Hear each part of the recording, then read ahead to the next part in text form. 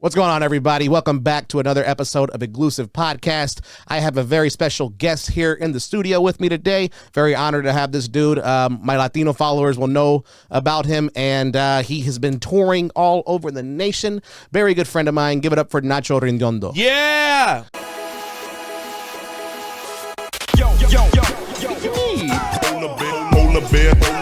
Now we getting busy, bridging the gap. Born in the game. What's going on, brother? What's up, man? Thanks for coming on, man. I'm very excited and very honored to be an IGLOOSIVE guest. Yeah, man. That's a great word. Thank you, bro. You came up with a great word there. It was marijuana was involved. Absolutely. Absolutely. I was like, exclusive, igloo. Maybe meth? A little bit. We don't want to get into that, though, all right? This is a great studio you have here. Thank you, man. I'm loving like the pictures, and Bill Cosby was the one that was supposed to be like the only one. Yeah. But not for its comedy, because we love him because of the other things. He almost made it, but you know, that little thing right there. All right, that's not a joke. Yes. It's not funny. I'm sorry. Go get canceled. We're in Austin. We can't get canceled here. Man, but I know you're coming off of a little Texas run right now. You've been doing amazing, kicking ass. I know you sold out every club that you did here in Texas. Yes, didn't you? I did the Addison Improv. I know you were there Yes. like 2 days after me. Uh-huh. I did Addison, then I went to the Houston Improv, which is the big one. Yes. It's a nice one. And then I did the Creek and the Cave here in Austin, which is an amazing club. Yes. And 3 shows were sold out. I wasn't expecting that. It was very cool to know. It's beautiful, man. It's great seeing you just skyrocket, you know? Yeah, we've been doing things like parallel, because we are managed by the same guy, and then and we're seeing each other, and it's so cool just to see everyone just fail, but us, right? And the same, you know. Hey, I've had some failures. Nah. But I've seen you as well, like, and you started like doing this clubs, and then you're doing weekends and stuff, and something that I find very interesting about like just paying attention to what our friends are doing is that all like the different zones where we eat shit, and maybe where I eat shit, you are like doing weekends and stuff, and then maybe where you eat shit is where I'm doing weekends and stuff. That's very interesting to see. Like, for example, Miami, everyone eats shit in Miami, but that's like my patio, you know? It's like my garden. I can do whatever the fuck I want. But if I go to the West Coast, I'm eating shit for sure.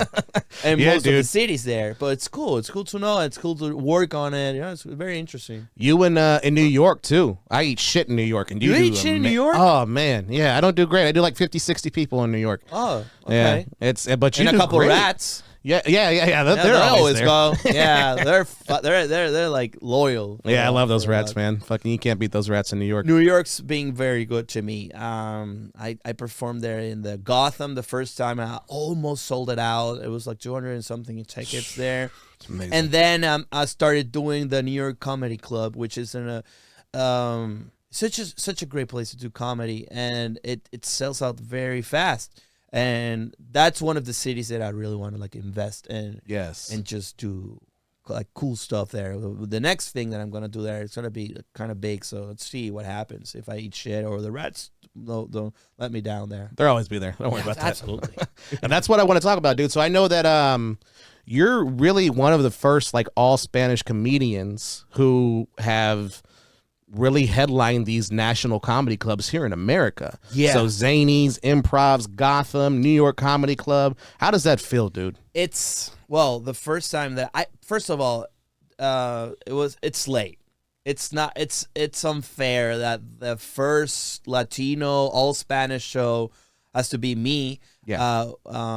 Because that was maybe a couple years ago, 3-4 years ago, the first time in most improvs and in places like, I don't remember the name of the Philly a club, but most places, no Latino has ever headlined there in Spanish. Right. And that's weird because the Latino comedians are just amazing. Most of them are just incredible comedians. And I think it's just because of ignorance. It's not a bad thing. It's not because we're Latinos or that bullshit. Nah.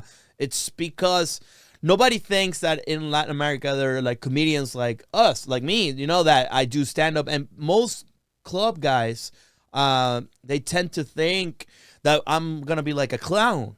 Like, I'm gonna dress myself. I'm not. I don't. I mean, I don't have any problems with clowns. I don't fuck with clowns, but I don't know because I'm scared of them. But like most people, and but for me, it was like most people were surprised to just see a regular guy doing stand up, doing comedy. Yeah. And once I put in the work and the hours and stuff, and the places start filling up, they were like, "Oh, okay, so we have another like way to."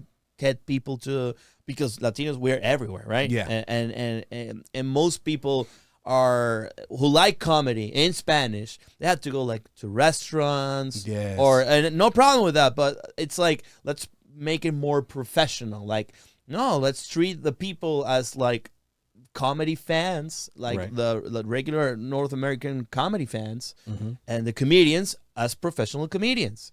And that's something that I'm very proud of. Our David, our manager, was basically the responsible for it. The whole years that we're doing it together, and it's been very cool because once we broke that wall, tons of Spanish comedians are performing in the clubs, and that's something that I was never expecting to be like a little. And this sounds cocky, but like a pioneer of it. Yeah, no, I was are. never thinking of it, but it happened that in that way, and that I'm very proud of it. It's so cool. It feels great. But most comedians now are performing there, so it's for me. It's just everyone wins, Yeah, no, I definitely don't see it as cocky. It's the facts. Like, you really are trailblazing for the comedy clubs for Spanish-speaking comedians, all Spanish acts, to go in there and do what they do. Especially in the American clubs. Exactly. Because that's something that like I told you right before, is like they're always thinking like, as these guys are like comedians or like are performing like with music or whatever, and that's comedy as well. I mean, right. But they don't think like it's me just gonna talk shit and that's it. It's like, it's for them. It's like, oh, you're like us. Yeah. But it's not that. Most people will think, especially in this time and era, like, oh, it's because you're Latino. No, it's not. It's not that. It's just unknown territory for them. And we always have to take a mind that this is a business for them, and it's risky if they try new things. But I'm very grateful for all the clubs and all the managers that have giving me this opportunity to perform there, and they're making money out of me. So that's amazing for me. That everyone wins. Yeah, no, I mean, and you're really stepping up to the plate, especially like this new hour that you're working on. Yes. Huevo de Dragon. Yeah. Dragon eggs. Huevo de Dragon. Huevo de Dragon. for my white followers out there. Yes. But yeah, dude, and that's amazing because like now you're working on this new hour. You already have it all compelled and everything good to go. Now you're selling out clubs, which is just beautiful, dude. Like take me through some of the emotions of like presenting a new hour, going to clubs, coming back to Texas and selling out places that you didn't sell a lot of tickets at in the beginning. Yeah, cities like Nashville. Nashville is like I was about to like give up on Nashville. It's rough. It's rough. Yeah. And then all of a sudden I sold out fucking Zanies, and it's almost 300 people there, and it was like we were like completely unaware that was possible. Especially because in those clubs, especially in that one, my record was like 68 tickets, something like that. Yeah. And all of a sudden we doubled or tripled. Even in Atlanta, we did like 2 shows one night in a row, completely sold out. Chicago was an amazing one. It feels amazing because I don't have the opportunity to tour yearly in the U.S. because I have a privilege to tour in Europe and South America, especially where shows started at exactly the same, like 90, 80 tickets, and now I'm doing like 1,300, 1,500, even 2,000 people in Chile and Argentina and Colombia, and it's just it's so cool. But there's something about America, like the conquest thing of like, oh, I can come here every 2 years. So the last time I was here was a couple years ago in the middle of the pandemic. Most people that came to my shows, they died. But that's cool because they replenish it with new people. There it is. Yeah, there it is. At least they laughed positive. before they died. You know Yeah, what I'm saying? that's Like, possible. It's like, oh, well, you died, but 3 people came instead of you, so we're growing. And you're growing as well, but in the ground. Like, Right, people yeah. are like buried. But yeah, I mean, it's for me, it's like a little more like a challenge to still like prove myself in the U.S. where all my comedy heroes and friends are doing amazing shit, and I stumble upon them and I meet some of my heroes, and that's for me like the most satisfactory thing in my life. It's like I don't even believe it. It's like every time David sends me like, you sold out this shit, or we're about to sell out this, I'm like, what? That doesn't make sense. In a year, it's and this hour in particular is the one that I think it's gonna bring like most people in once they see them. Like Macadamia was my last hour, and people loved that hour a lot. And they came back, and I think Huevo de Dragon is a lot better. Not better, but it's stronger. It's like more me than ever. Yeah. And that's the reason I think people are coming in and just bringing friends and bringing their families, and that's cool. Yeah, that's the so that's something I'm working on right now. Is I just filmed my special and I'm writing a new hour right now. Yeah. So with you, I know that you've done 3 new hours in like the past 3 to 4 years, right? Yeah. Oh, well, and not even that, because I also tour with my podcast, which is a completely different hour, like a little improv, stand up, and with 3 people on stage at the same time. And if I go with Chris, one of my podcast partners on tour, that's another show. So maybe in a year I can tour the same city 2-3 times. So I've done 3 hours in the last 3 years, plus the 2 hours that we've done with Escuela de Nada and Espaditas, which is another show. So I'm always on the road, and different hours, different sets. And I was very scared of this one. Every time I do it, I don't know if this happens to you, but every time I do a new hour, I'm like, this is the one where I'm dying professionally. Like, this is the one. I've been so lucky that just to be funny the couple hours before. Now, I don't have any jokes like that. The last hour was the best. That's the best I can do. Yeah. And then you're like, oh, no, this is good. I'm doing great.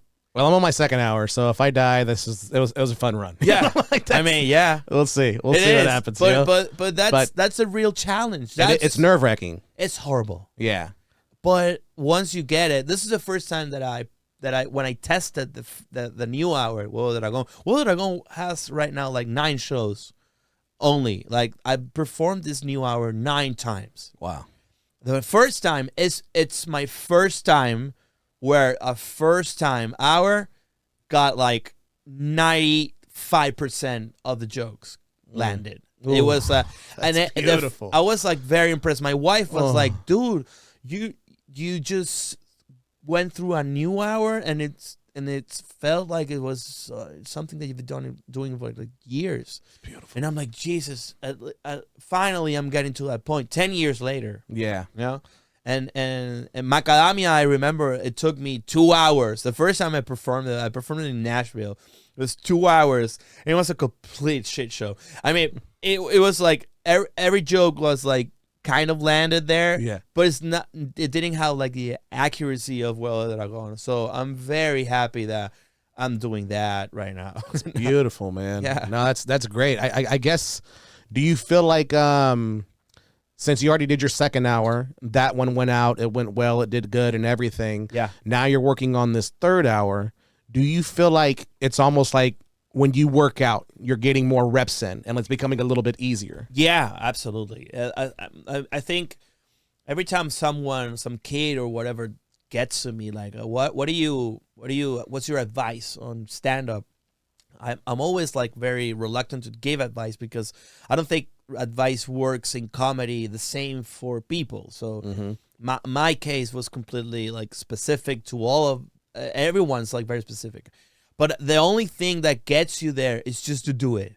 Yeah. That's the only thing. It's like you'll find your way to survive on stage. And I really like the idea of writing in stage. I enjoy it a lot. Like I have an idea. I have point A and point B. And on stage, I'll figure a way to get there funny. Yes. That's the way I record every single show to see, oh, I remember this one. And it becomes like, it adds on my brain. It's weird. My memory is so weird with stand-up because it's like, it's on an archive, like it meant, and it updates itself, and the new joke just gets there and it stays there. It's weird, but that's the only thing that gets me excited of doing new hours. Just doing it. I just go ahead and I'm like, fuck it, let's go. Yeah, and that's something for me at least. Like I'm working on the new hour. I have like 10 minutes of it right now. But when you write something new and you say it and that joke hits, it's like it's a drug, dude. Like, yeah, absolutely. It's a hit of dopamine. Like you get up there, you love it. You're like, dude, all right, I want to write a little bit more. Let me see if I can do it. And then you hit something and it's like, that didn't hit. All right, let me go back to the drawing boards and try and, That's why I don't think about it too much. Yeah. I just have I'm like in that space where I don't usually write the joke exactly like I say it, because that makes me a little cage. So it's like, if I know where the joke is, try to figure out the wording and the things and I've seen, for me it's the way that it works for me, but I don't write it like every single word of it. That right. I try to make it just as me as possible, the way I will tell it in a family reunion or whatever. Yeah. And that makes it, for me, and I think for the audience, more genuine. It's because it's happening, like I'm really thinking and constructing it in my mind. Yes. Right away. So it's not like a completely like scientific proven science, like, oh, you should do this. For me. Right. I mean, most people like write their shit and that, but I'm just like comfortable on stage, just saying whatever the fuck goes through my mind, but that has coherence, of course. Right. Yeah, it's not like the potato shit, and then I want to like, what the fuck? But yeah, for me, it's just doing it and being able to. That's something that I think I earned. Yeah. By working hard, like I can go on stage, and people will be there. And they know, even if I don't have like some like perfectly planned plan, it's gonna go all right. Right. Because I have that's my talent, nothing else. That's the only one. I'm terrible at everything else. At cooking, making love. I'm very bad. I'm bad at that shit. No, I'm good. I'm good. No, I'm good fucking. I'm not. I'm gonna be real. I'm just, something we're working on. We'll see. We'll see. We're gonna see. He's gonna give it up after the show. Yeah. I'm gonna teach you a couple of moves. Nice. I know how to suck dick. Oh, hell yeah. See, now we're talking. All right? Now we're talking. Now we're getting somewhere. I knew this podcast life was going to pay off. I told you. This is great. I'll let y'all know how it goes. I'll tweet about it. Yes. I don't even have a Twitter account. Anyways. You can do it on Instagram. We can do a TikTok. All right. Well, fucking banned. You can say if someone sucks good dick on TikTok. No, you can't. No. Really? We posted the podcast clip of jerking off yesterday, and it got flagged like that. Really? Yeah. Jesus. Yeah. So, well, we have to keep it a secret. Yeah. We'll just like everyone. We'll just say he eats bananas really good. He eats a really good banana. Yeah. There it is. 9 out of 10. Yeah. He knows how to get that potassium down his throat. You know what I'm saying? And protein. You're English, dude. Like it's really good, dude. Like for being an all Spanish like comedian, yeah, you really understand and speak it very well. Like how did you learn that? Did you like go to school for it? Did you?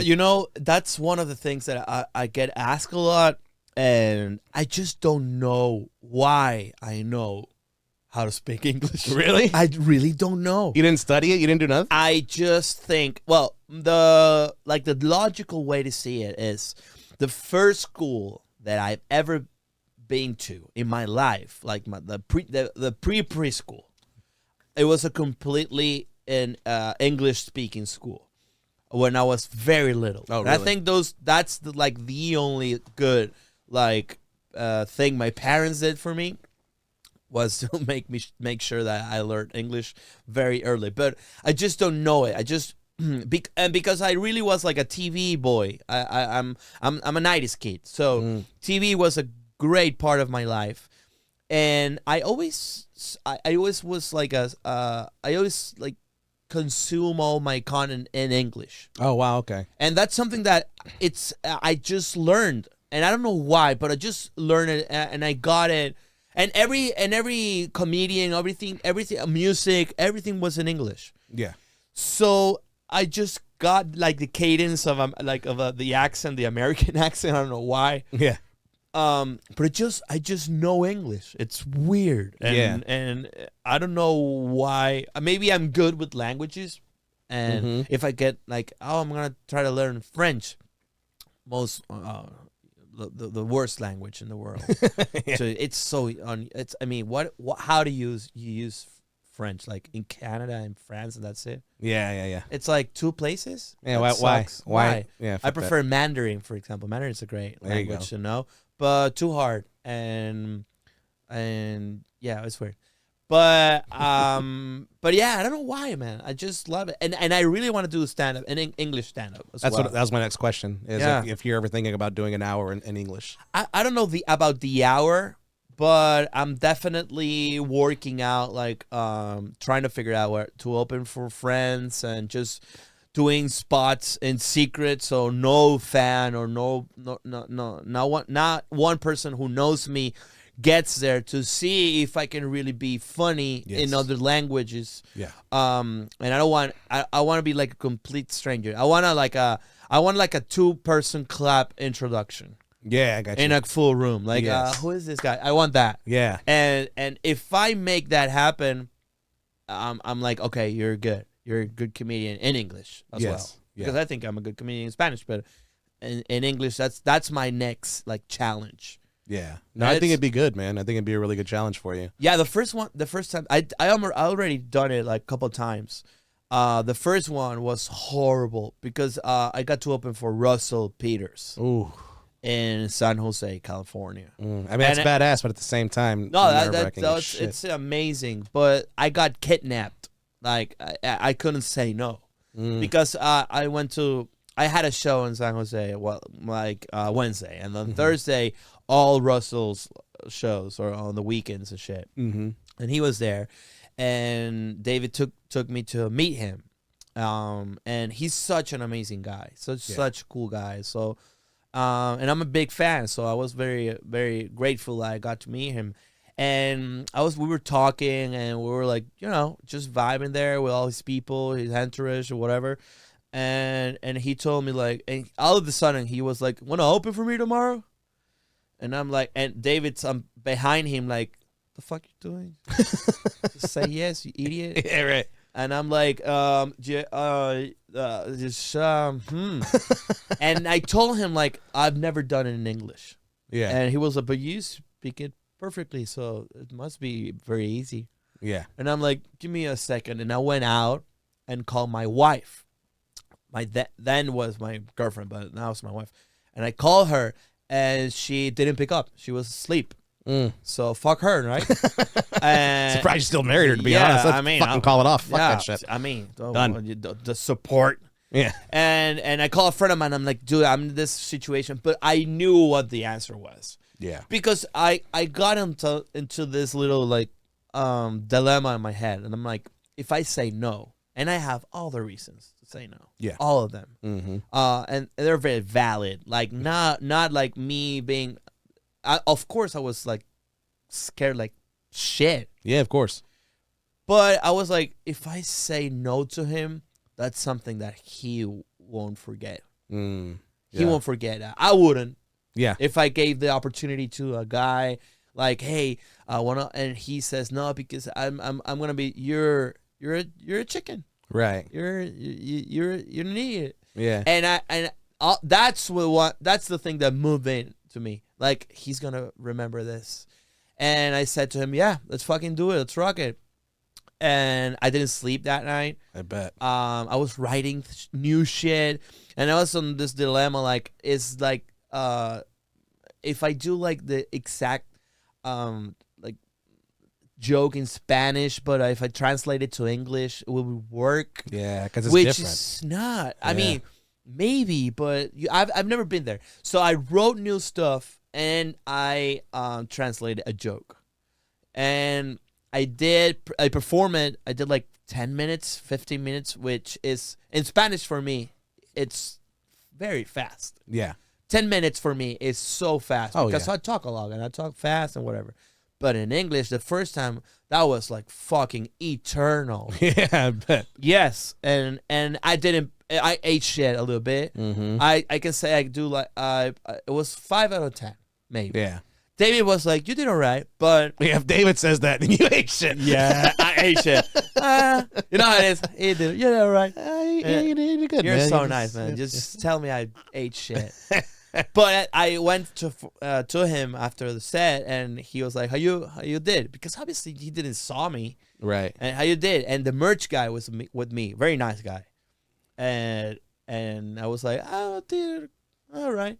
And the merch guy was like, "Shit, I'm behind him." You know, and I look at my bag and I was like, more like this, yeah. More like that. But then he was so nice and he told me like, hey, that's something cool you did, and I really appreciate it. And he gave me his phone number and it was like, Amazing. I'll be whatever you need, just give me a call, whatever. And that's the thing that I won that night, Exactly. more than and the fact that I'm trying not to be scared of things. I'm able to feel scared, but I do it anyways. Yes, exactly. Which is the thing that I think is important, not to paralyze Yeah. with fear, which is very normal. Mm-hmm. But I'm just starting to feel good and comfortable being scared with things and just going ahead with it, you know? Yeah, and see, fuck the 5 out of 10 stuff. I mean, the thing that you got to take away from that is you gain the respect of Russell Peters. You got his number. You got his contact. That's a connection that you're always going to have. Yeah, and just him being so nice, and that makes me feel like everyone's nice.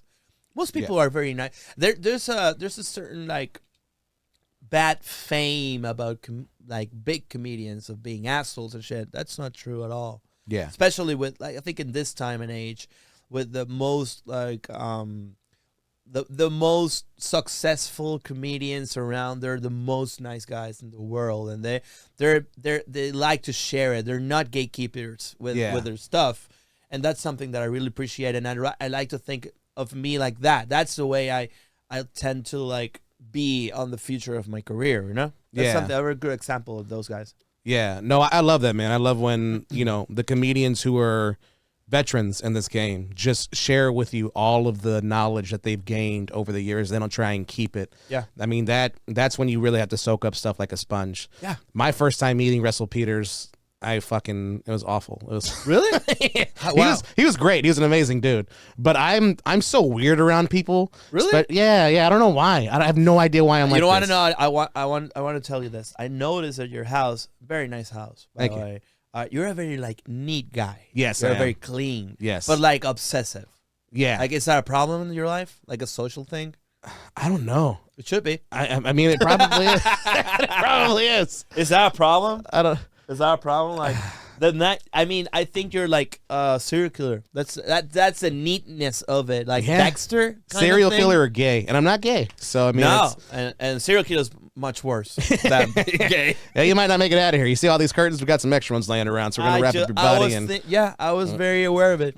you're not gonna make your flight today. Don't worry. Or my Sorry, house, David. or my house, or my family. But what is it? What happened with Russell?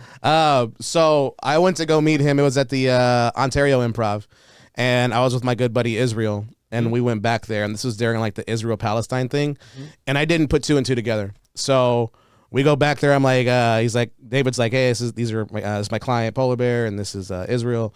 And I was like, hey, how's it going, man? And he's like, hey, nice to meet you. And he is like, Did he offer you a cigar? No, he was literally like, I felt uncomfortable already because he was in the green room eating with his wife and like his crew. Yeah. And so I was like, I don't want to like impose. I don't like being that guy, you know? Like invading green rooms, not a cool thing. I hate that shit. I hate being the guy. I don't bother that someone like a comedian. I want to whatever in my green room. I don't bother. I don't give a shit. Yeah, me neither. But me being there, exactly. It's like I don't want to disrupt your like process or whatever. But you know what? That's something that I've started to think, and I figured it out. It's not. Nobody's thinking about it too much. Yeah. But we are, right? Because we don't want to be like we're shy guys. Yeah, and we respect the game. I feel like, you know what I'm saying. So like, we want to respect your your space, and you're eating and you're like there, like hello, what's up? That's so weird. See you on YouTube. Yeah, I'm a big fan. I like your Netflix tasty, special. Man. Hey, you know that joke you say? Like, can you do that for me? Can you say hi to my little niece or whatever? Fuck your niece. Yeah, right. Yeah. So like, he sees Israel, and like, I'm like, hey, I'm Polar Bear. This is Israel, whatever. He's like, hey, he's like, how's it going, Palestine? Like, he's talking to Israel, but I just hear Polar Bear, I hear Palestine, I hear P, and so he's like, this is my wife. I was like, hey, how you doing? I'm Palestine. And he was like, why would you be Palestine? And I was like, because that's what you call. Oh, Israel, Palestine. Hey, nice meeting you, man. I'm gonna go fucking kill myself real quick. Take it easy. Nice to. All right, I'm gonna fucking go and play in traffic. I always felt like a fucking. And David was like, "No, it's cool, man. He'll always remember you now. You did great. You did great. Yeah, you did all right. He'll never forget you." I was like, dude. I was like, I don't fuck, dude. All right, whatever. I guess he'll never forget me. So, yeah, I'm fucking weird. Palestine round now. Well, you have a second like artsy name now. Yeah, Polar Bear or Palestine. Palestine. Yeah. Yeah, that sounds cool. But me. I mean, meeting all these guys is such a cool thing because you're there for a reason. Yeah. It's because you're good. It's because you're in the right place, right? Yeah. So that's the way I think about it. I don't get easily intimidated by almost anyone, but the day that I met Chappelle, I saw that. Oh, that was amazing. That was something because it's weird. I don't feel not excited. It's not the word, but I don't feel like. I like to talk a lot, and I like to learn a lot, and I like I said, I was talking to Russell, and we clicked like very fast, and I have tons of friends in the industry, and I've been doing this like forever, like 11, 10 years.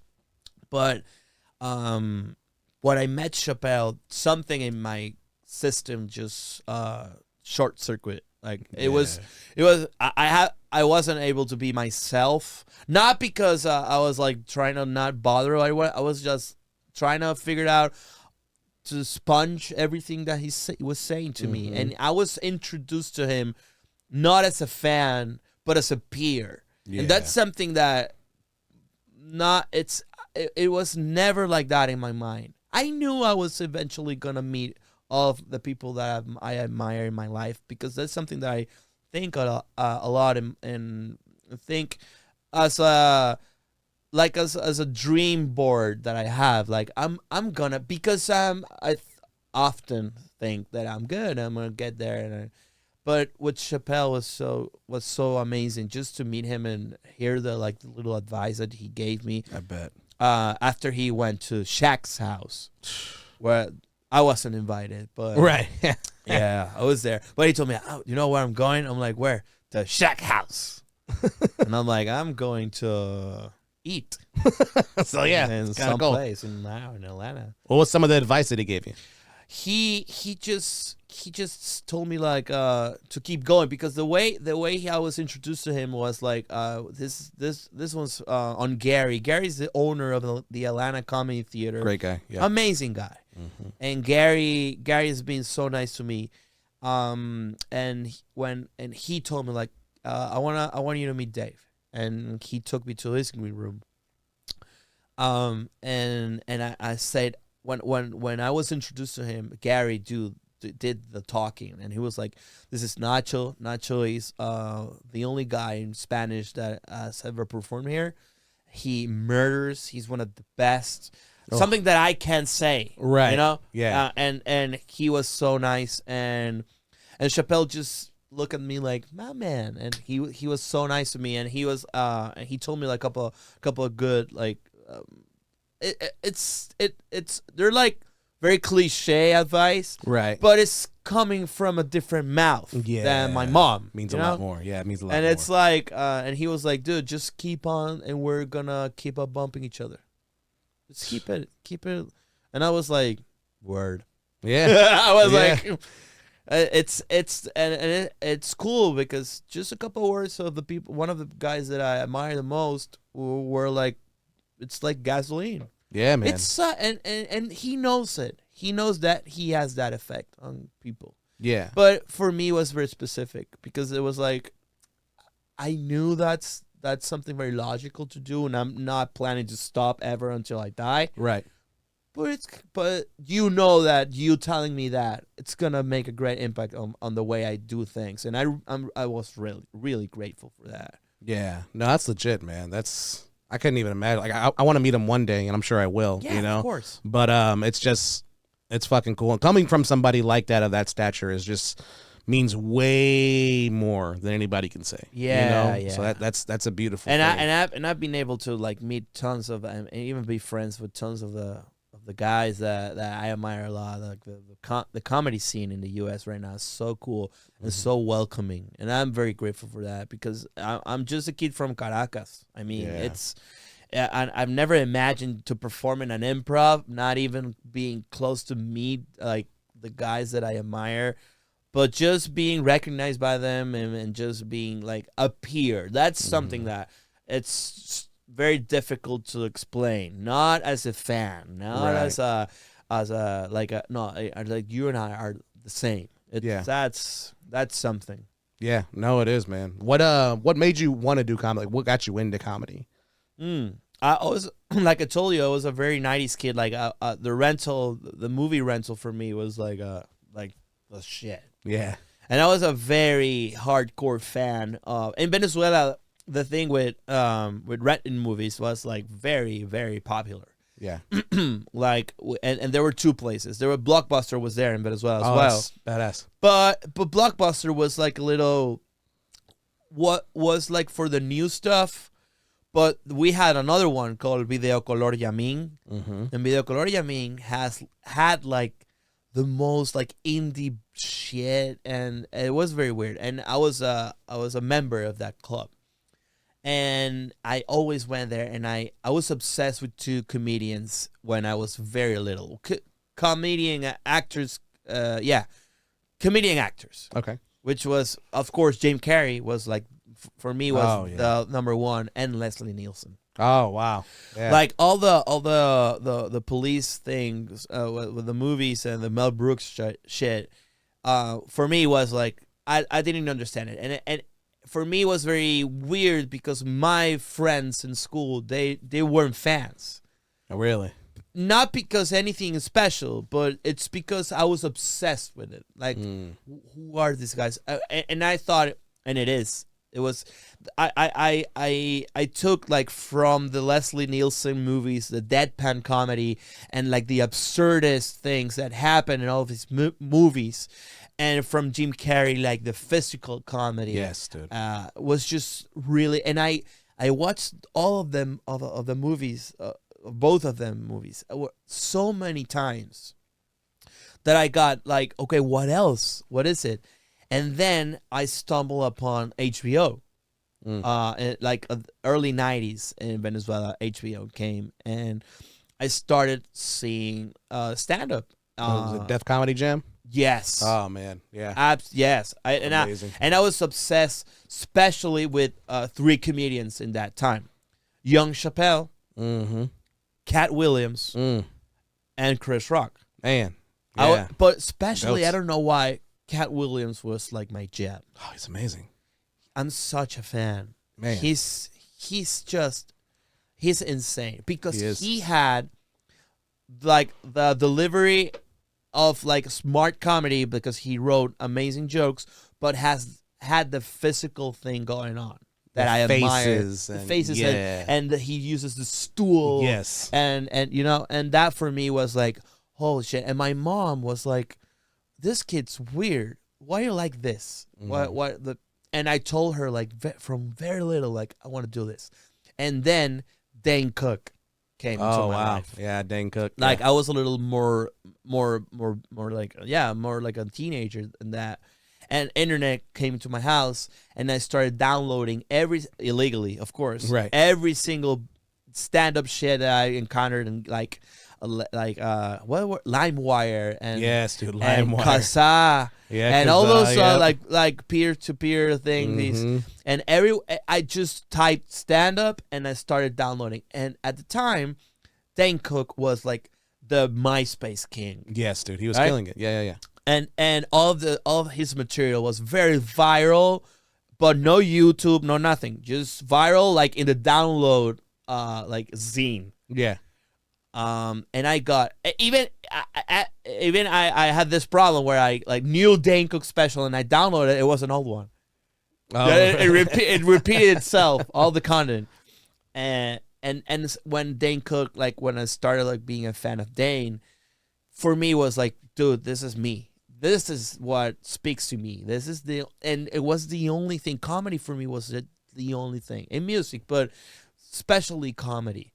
And I lived in Spain for a year, and I almost died of like malnutrition. Just really, yeah. No, I obviously not true, but I was like I was broke as fuck. And when I came home back, like feeling like a failure, I started like working with friends in comedy who just put me in the offices because they knew me as a funny guy and as like a comedy snob. I always knew who was the actor, who was the comedy guy, the comedian, the club, whatever.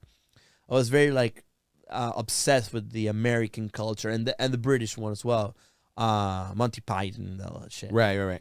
And I started writing for TV with no experience at all. Just they were confident that I was like creative enough to be there. And that's when I realized in Venezuela, in Caracas, there was like a little stand-up scene going on. And my boss from that office, he basically he called me into his office, and it was like, if you don't do stand-up, I'm gonna fuck you up. I'm gonna hate your face. And that's the best thing that ever happened to me, because that guy, he literally kicked me into a stage, and I since then I haven't been able to get down. It's just I've been so obsessed with it, and it's so addicting. Cool. It is. Yeah, it is so fun. What did you originally go to Spain for? Like to live there for a year? I try to be like a graphic designer. Okay. I like that. I like a lot. I know how to communicate an idea, like, and I do it on my posters. I'm doing something artsy there. I don't know how to do it, but I tend to like be a good art director with my things. And I couldn't go when I couldn't go through it because I didn't have any money. So I just left it halfway, and it didn't work out for me there. How was that? So for the ones who don't know, your comedy and with your podcast Escuela de Nada, you've done world tours. Yes. So being in Spain for that year, not eating, being broke, all that, flying back, doing all that, and then getting into comedy. Then you went back to Spain, and I saw the picture on Instagram that you sold this fucking beautiful theater out. Yeah, twice, actually. That's like, how did that feel? Like, did you, because me, I probably would have like laid in my bed that night and cried. Like, that's. Yeah.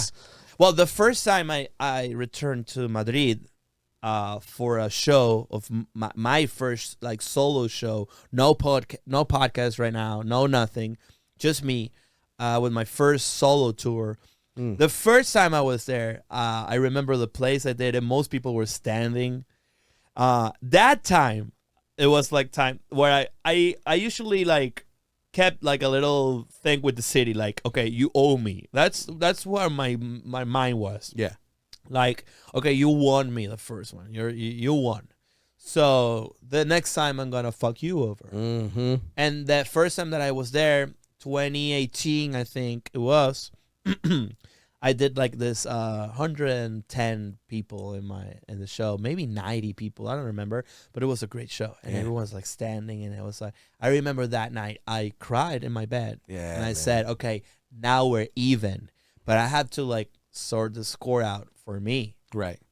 And the second time I went there was with Escuela de Nada, and we did a big nice theater.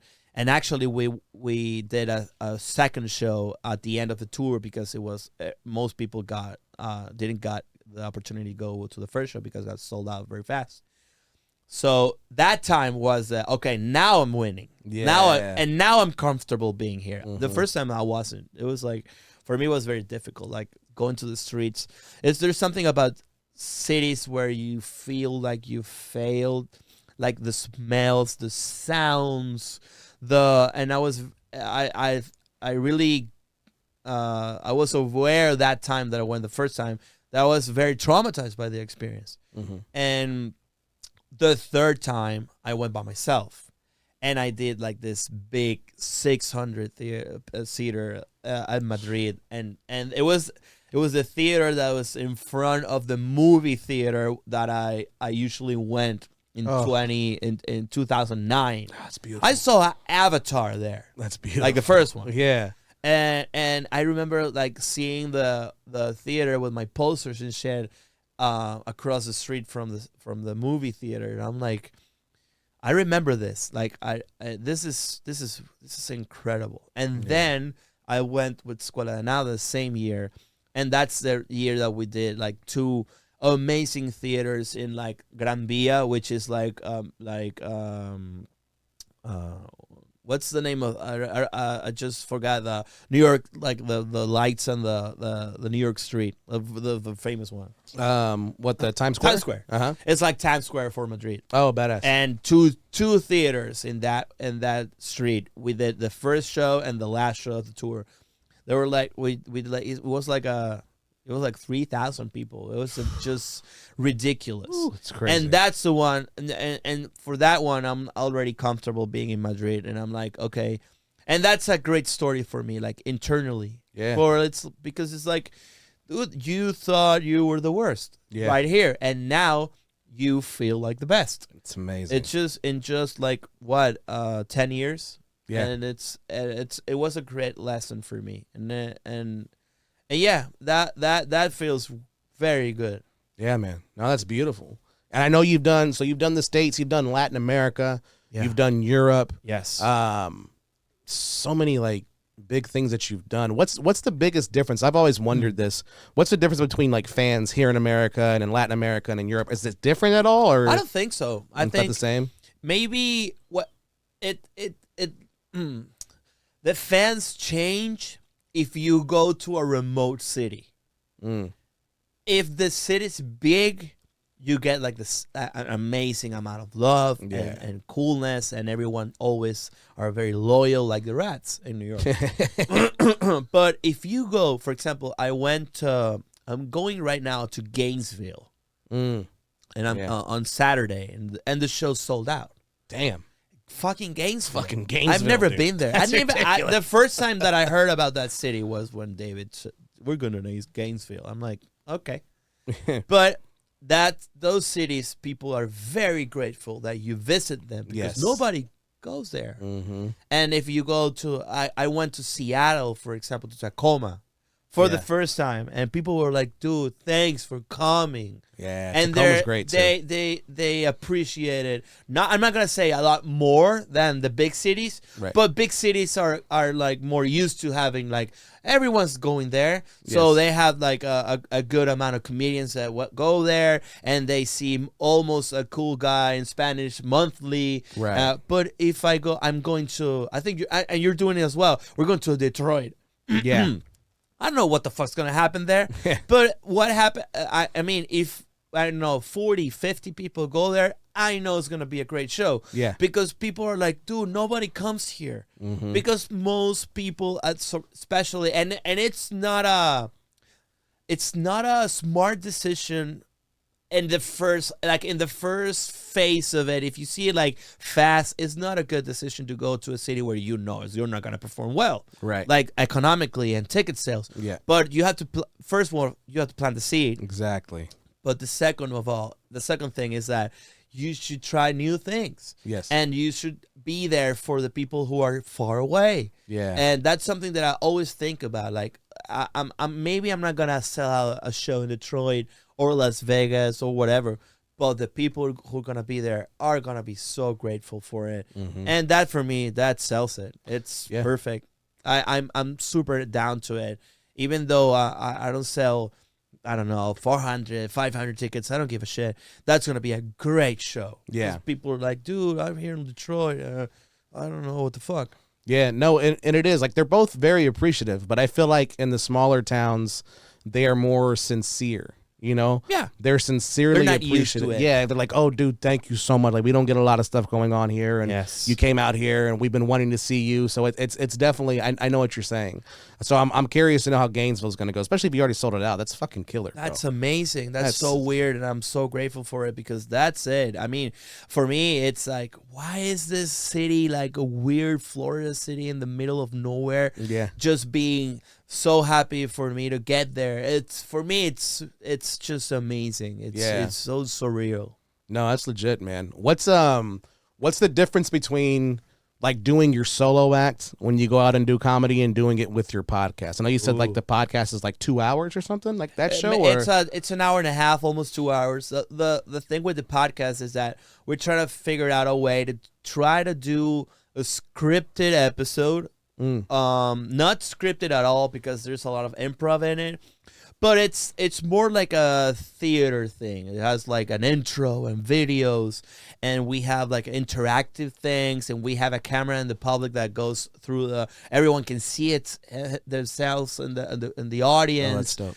And we have like it's a story. We have a narrative on it, and it's about life. And if you've seen the posters, there's like a children's version of us, the current version of us, and the old version of us. So it's a 3-act show separated with videos and stuff we did in Mexico, and a script that the three of us did about life. Like what like the first third of the show is like us talking about our childhood and what it means to us and what's that, and the second was being adults and then how we want to die, for example. Yeah, right. So it's more like it's like a philosophical comedy show about life.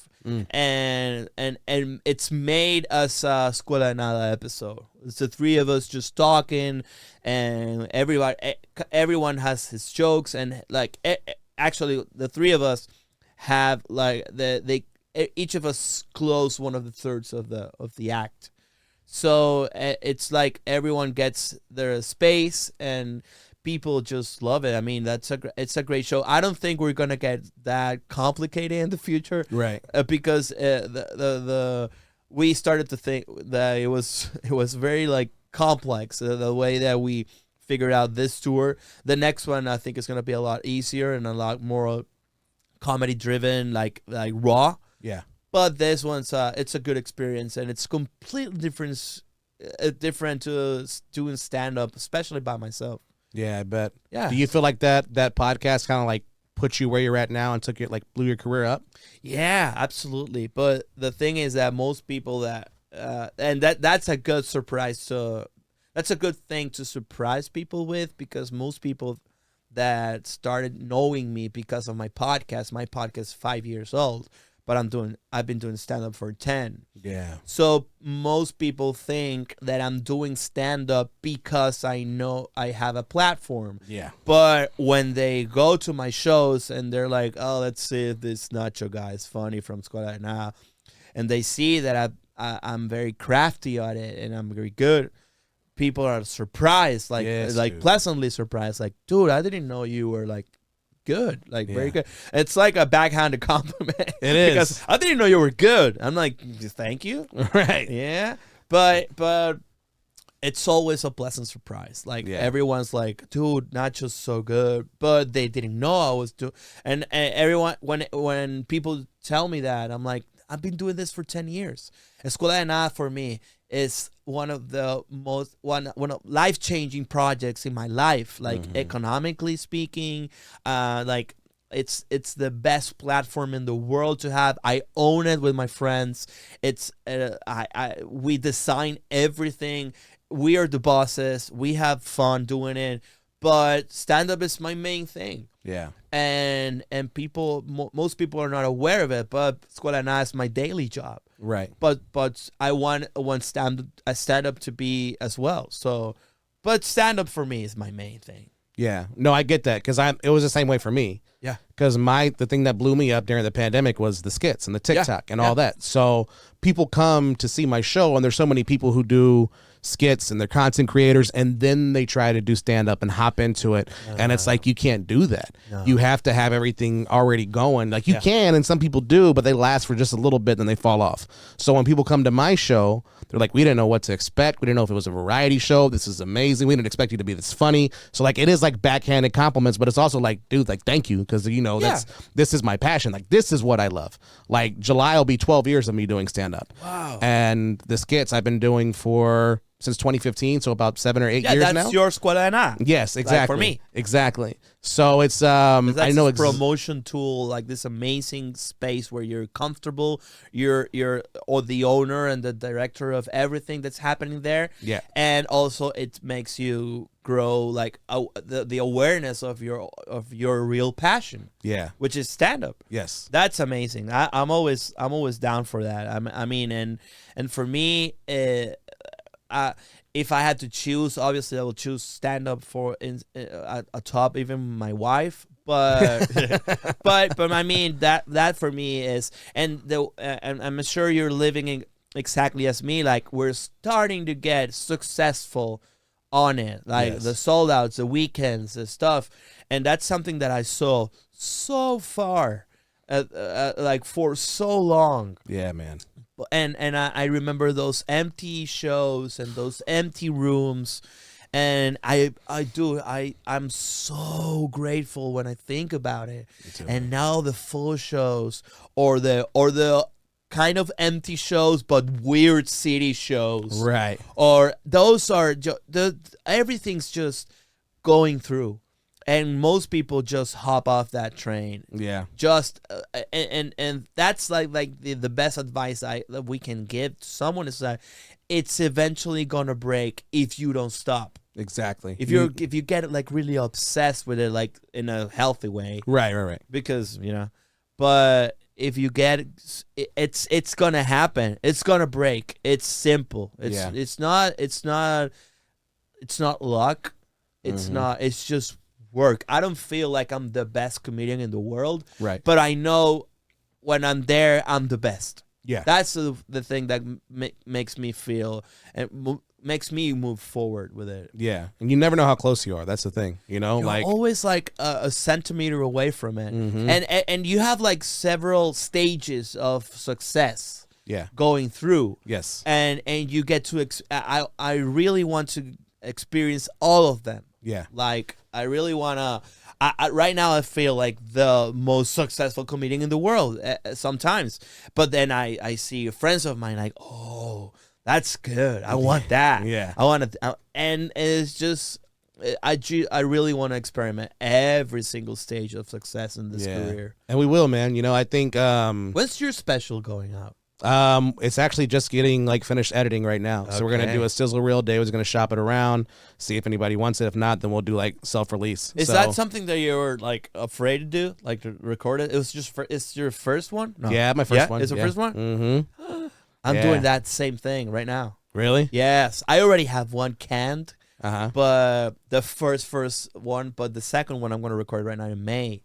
But it's the first time that I'm gonna invest money on it, like hard money on it, and I have a great team behind it, and Well, the thing is, I don't know if you know this, but I got sued by the government in Venezuela and all that shit because of some I jokes. didn't want to go into it, but I don't care. yeah, I mean, that's a story that I want you to like tell people because that's a fucking crazy story. Well, I got sued by the government in Venezuela because of some Paralympic jokes that I did, and people started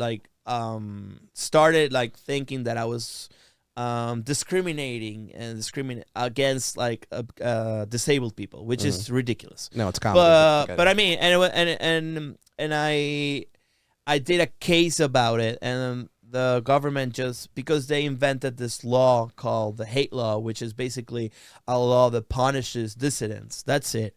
And if you are against the government and you tweet about it, you can go to jail for it. There are people right now who are in jail actually just for tweeting. Just ridiculous. That's insane. And I had to escape Venezuela in that matter.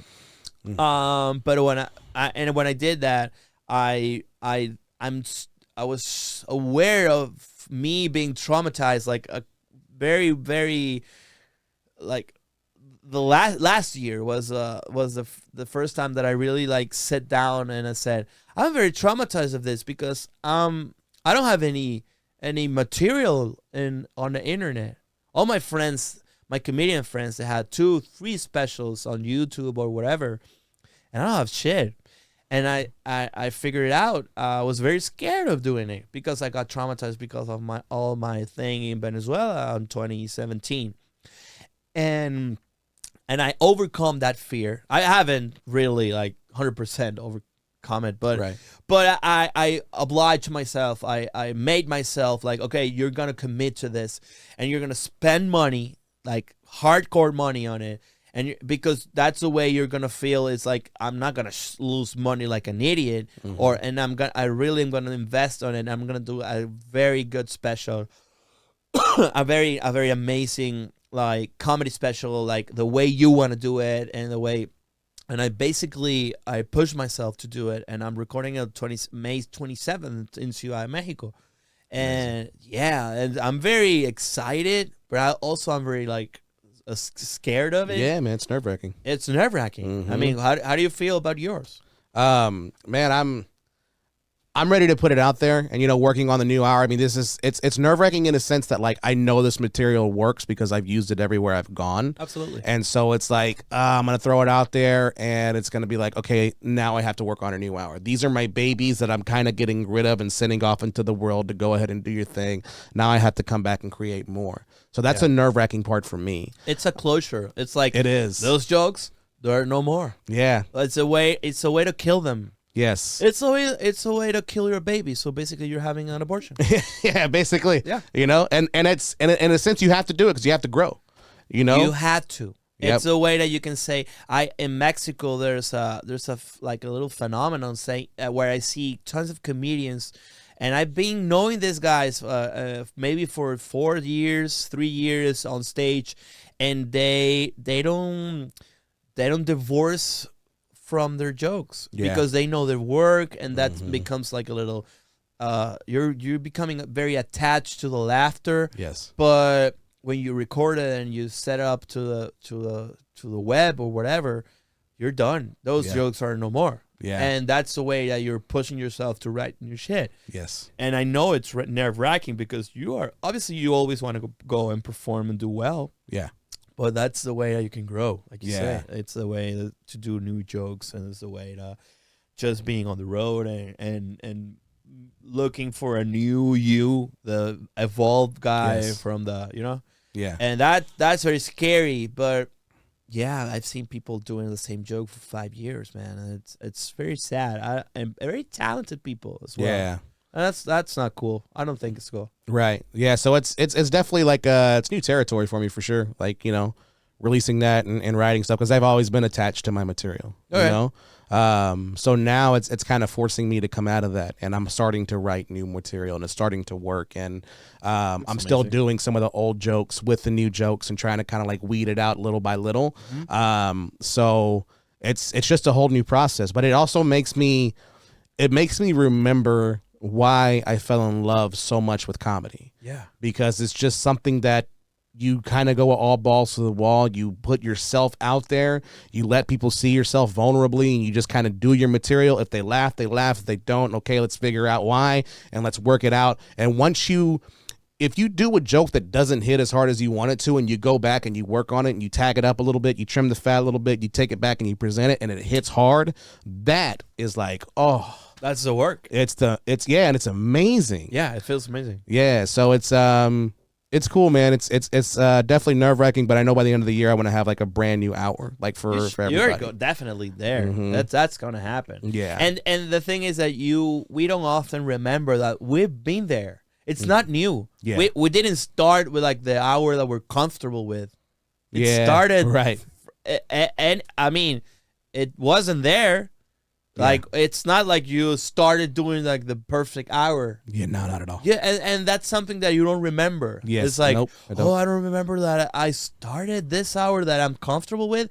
It was a shitty hour of the same.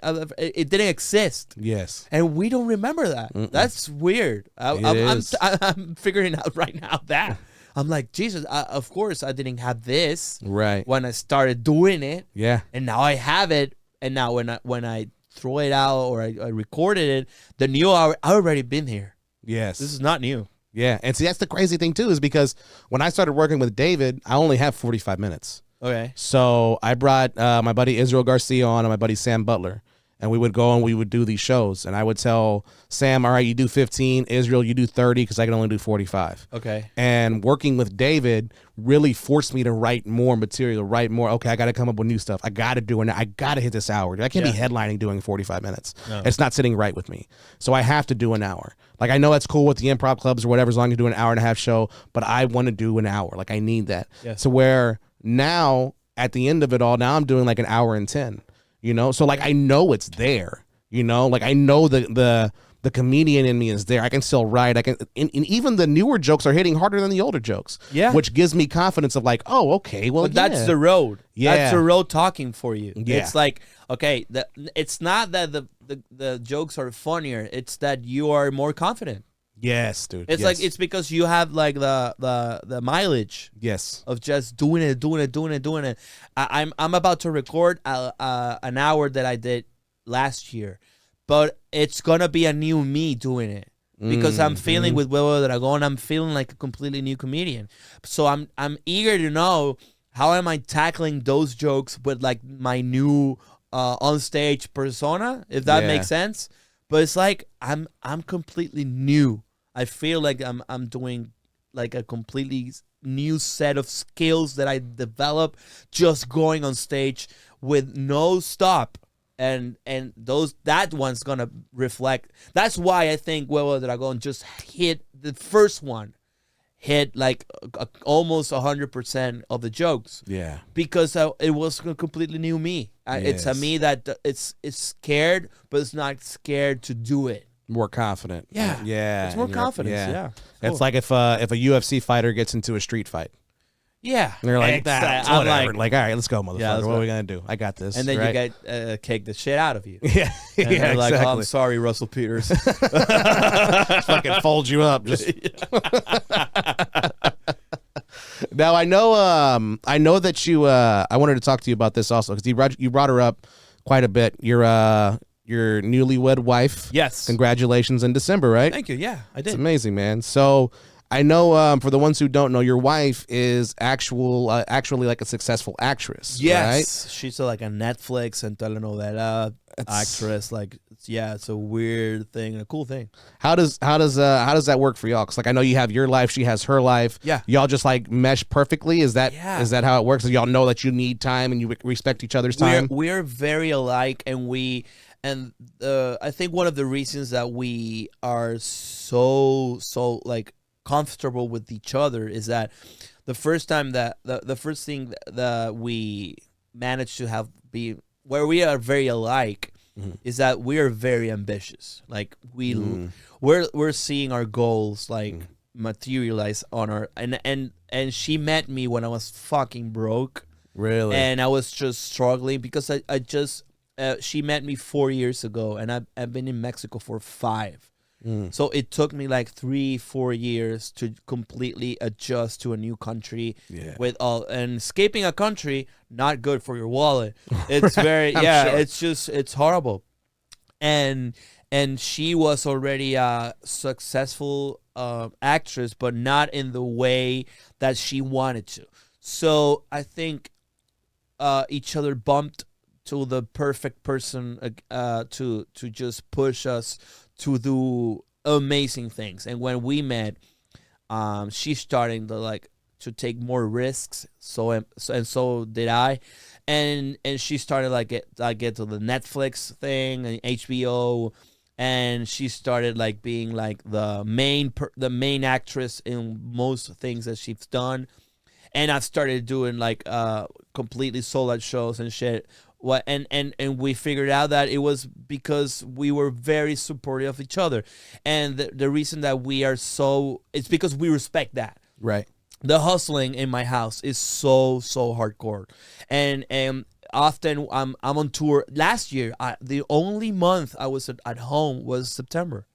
Wow. I was on tour all year. Wow. And I came and went just to see her for a little bit, but she also had this fucking insane agenda where she is recording and taping a telenovela. For example, it's we're talking about 300 episodes of a telenovela, and that's daily. Jeez. 12 hours, 13 hours, daily. And but we are the same. I'm always traveling. I'm always on tour. I'm not sleeping. I'm touring. I'm in the car. I'm in the plane. And even if and then I go. Oh, there she is. But I'm gonna say bye. but I was and often I go. I land in Mexico City and then I go to the studio and record the podcast. So our lives are very, very, very occupied.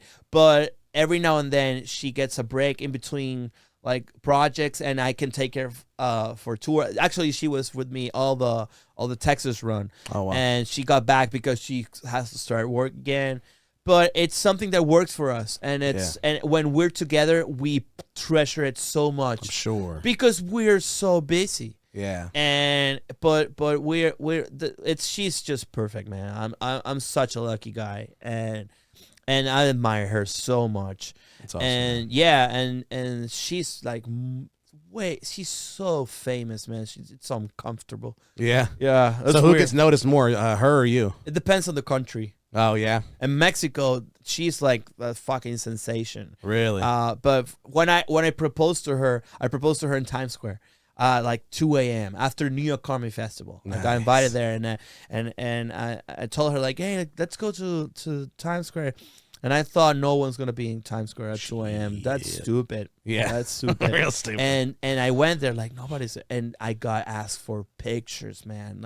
Just a minute before I proposed, I'm Jesus. But she gets noticed a lot, especially in Mexico, obviously. Yeah. But she's just amazing, man. I'm very lucky. That's awesome, man. Yeah. Makes me realize how lonely and fucking single I am. Yeah, you are. Big, beautiful, clean house. What? To myself. Have you masturbated in every single room? Fuck yeah, dude. Of course. Ah, man. Yeah. Am I sitting? Okay. Yeah, I got blowies in that one. Yeah, this is not painting. Yeah, no. That looks like... Nope, that's cum. Yeah. Let me see. Yeah. Yeah, there it is. Yeah. Oh, yeah. You're eating pineapple. No, I've been doing keto. Oh, really? So, holy shit. That's just, that's salt right there, baby.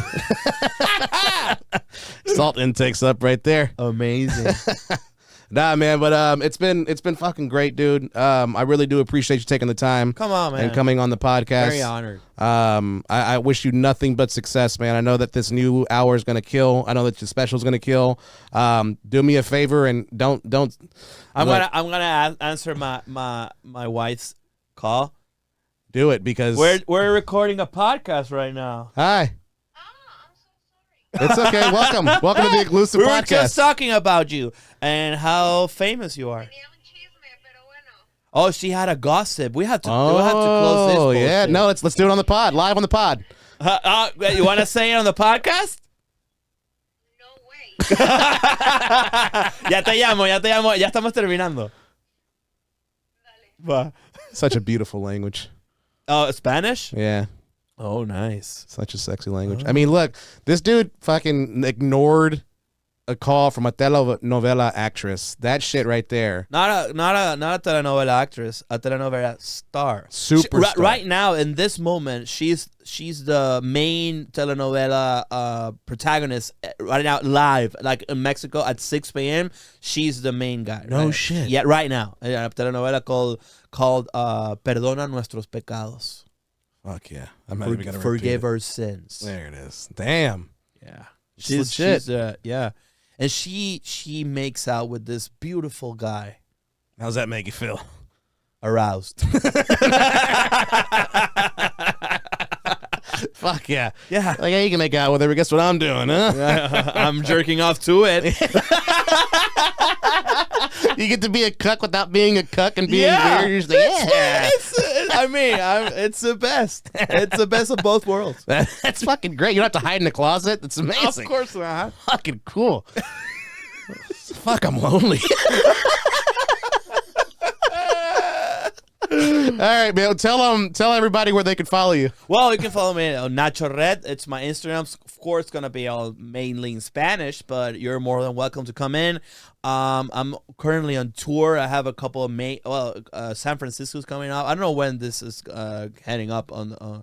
Maybe Next week. Next week. Oh, yep. Perfect. I'm gonna be in San Francisco for the first time. Oh, all May dates. I'm gonna be in new cities for me, like San Francisco, first time there. Beautiful. Las Vegas. First time there, Salt Lake City, and also Denver. And if you're in Mexico, I'm recording the special on May 27th. And then I think I'm doing a couple of shows in Canada. Toronto's June 8th. Detroit's there as well for the 4 guys that are going to there. And the Escuela de Nada tour, U.S. tour, is about to get started if everything goes well. So this is going to be a busy year once again. Busy year. Yeah. It's amazing. Yep, follow him, man. This is a great guy. You're gonna love Salt Lake City, by the way. Believe it or not, it's about to sell out. There's a bunch of Latinos in the Salt Lake City community. It's about to sell out, and we're more than a month away. You're doing Wise Guys? I'm doing Wise Guys. Beautiful. It's Keith is about amazing. to sell out. So maybe I do a second show there. Probably. Keith will probably add a second show. He's fucking great. He's You'll amazing. love it. Yeah. All right, y'all follow this guy, man. Nacho Red. Thank you again, brother, for coming on. Come on, my honor. And it's been an honor. Until next time, we'll see you then. I don't know how the fuck we ended that, but okay.